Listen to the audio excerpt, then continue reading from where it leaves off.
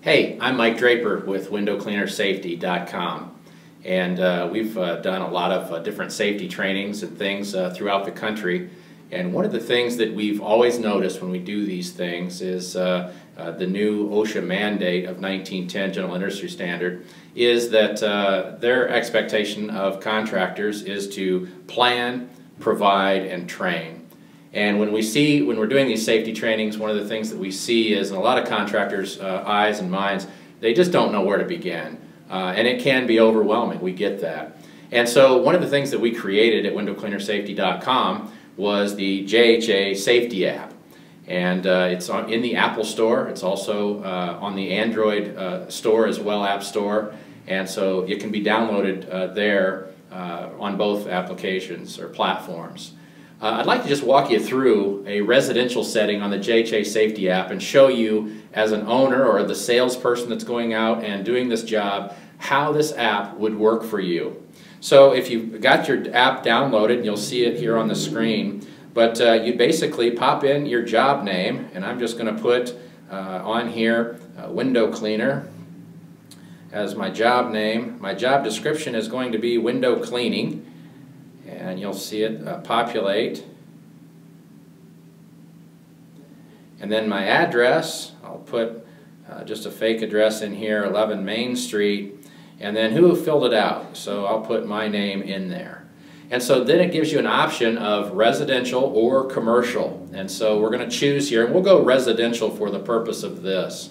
And what you're going to see is that there are many hazards that are already there for you. So all you have to decide as the salesperson or business owner is what hazards exist on the job site that I've put in there. So in this case, electrical. Now if we're not sure what one of those might mean, there's a little information tab right off to the right hand side, and if you touch that, I'll touch the electrical one, it pops up electrical hazards and says, do power lines interfere with any work being done? Oh, okay, I get it. So now what we would do is we'd say, oh yeah, there are power lines that are coming in, and maybe we would even add some additional information there, west side of house.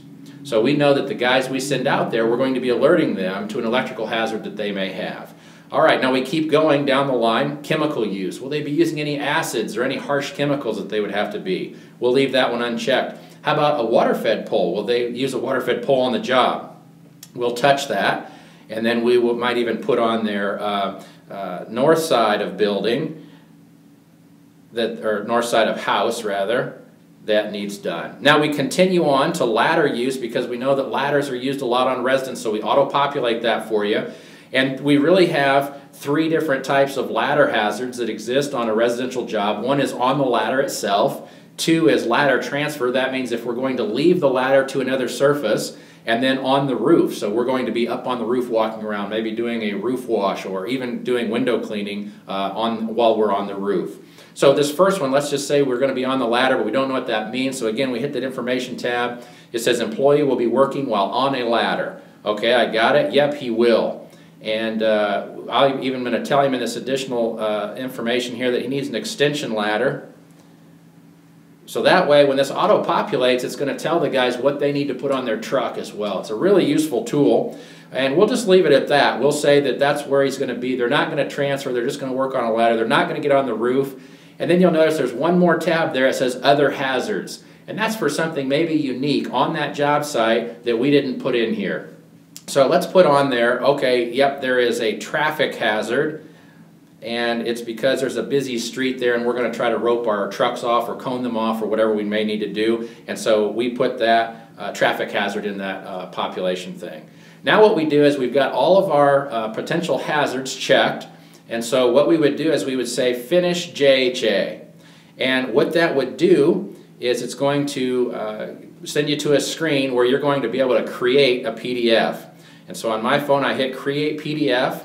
I'm using an Apple device, but you can use it on that. And then you're going to see that that JHA auto-populated for you for that job. And so it's going to list the sequence of work, might be ladder work, what that potential hazard is, and then the method for eliminating that hazard or mitigating it at the very least.